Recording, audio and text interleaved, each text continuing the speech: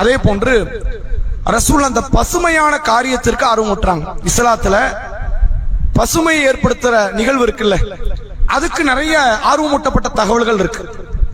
செடி நட்டி வைக்கணும், மரத்தை நடணும், அதே மாதிரி வந்து பூமிகளை விவசாய பூமிகளாக மாற்றணும் அப்படிங்கிறதுக்கு இஸ்லாத்துல நிறைய ஆர்வமூட்டப்பட்ட தகவல்கள் இருக்கிறது. நபி அவர்கள் சொன்னார்கள், ஒரு மனிதன் ஒரு மரத்தை நடுகிறான், அந்த மரத்தின் மூலமாக அவன் எப்படி எல்லாம் சதக்கா கூலிய பெறான் பாருங்கன்னு சொல்ற சொல்றாங்க.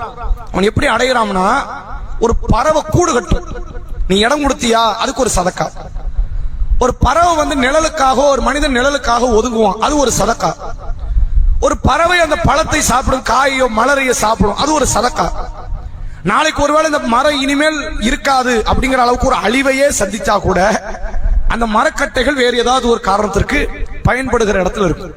இப்படி இருக்கிற காலத்திலேயே செத்தாலும் சரி நன்மை அடைய வைக்கிற ஒரு மகத்தான ஒரு பொருள் மரம். ரசூலுல்லாஹ் மரம் நட சொல்லி நிறைய இடத்த ஆர்வம் ஊட்டுறாங்க. மறுமை நாள் குறிப்பிடும் போது சொல்றாங்க, மறுமை நாள் அந்த அடையாளத்தை பார்த்து அதை நெருக்கத்தையே நீங்க பார்த்தாலும் சரி, கையில ஒரு மரக்கன்றை, ஒரு செடியை, ஒரு விதை இருந்துச்சுனாலும் அதை நட்டி வச்சிருங்கன்ட்டாங்க. இப்ப நைட்டு 10 மணி ஆகுது, 12 மணிக்கு மறுமை நாள், கையில ஒரு மரக்கன்று இருந்தா கூட அது என்ன மாற்றத்தை வந்துட போகுது? நம்ம எல்லாருமே அப்படித்தானே பார்க்கிறோம். நம்ம எல்லாருமே என்ன மாதிரியான சிந்தனையில் இருக்கிறோம்னா, இது என்ன மாற்றத்தை தந்துரும் நம்ம நினைக்கிறோம். அது மாற்றத்தை தருது, தராம போகுது, உனக்கு அதை பத்தி கவலை இல்லை. நீ நன்மை செய்யணுமா வேண்டாமா? இன்னும் 2 மணி நேரம் மறுமை நாளுக்கு இருந்தா கூட, 2 நிமிஷம் மறுமை நாளுக்கு இருந்தா கூட, கையில ஒரு விதை இருக்குதா மண்ணுல போட்டு புதைச்சிரு, கையில ஒரு மரக்கன்று இருக்குதா, செடி இருக்குதா, அதை வந்து நீ நாட்டி வச்சிருக்கு. அப்படி கூட அந்த நன்மை நீ இழந்துராதங்கிறத அல்லாஹ்வுடைய ரசூல் அவர்கள் சொல்றாங்க. எவ்வளவு நன்மையின் பக்கம் தேடுதலை நோக்கி இஸ்லாம் நம்மை அழைச்சிட்டு வருதுன்னு பாருங்க.